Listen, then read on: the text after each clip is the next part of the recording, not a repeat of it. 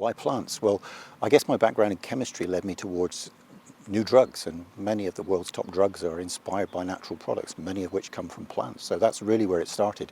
I was also conscious that there's an awful lot unknown in the plant sphere, and I felt that chemists could make a contribution to complement what you get from genetics.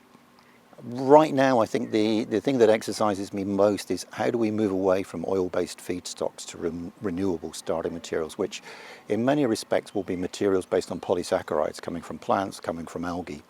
So in the UK, we were world leading in this space 40 odd years ago, and we kind of lost the plot along the way, and we're having to go back and revisit some of that activity. Now, as a chemist, we like working in organic solvents with things that are not water soluble, and sugars are water soluble, or they're completely insoluble in everything. So there are all sorts of basic chemistry challenges to deal with that sustainability agenda.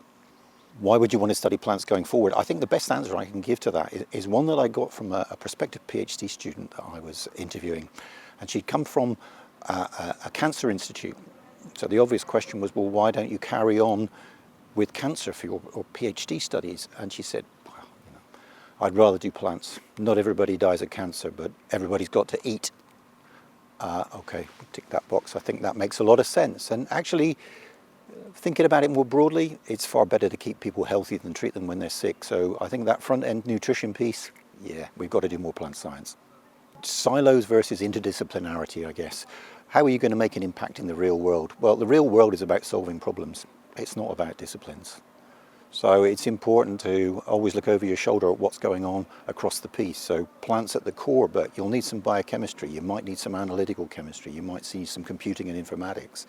So plants at the core, but interdisciplinarity is the way forward.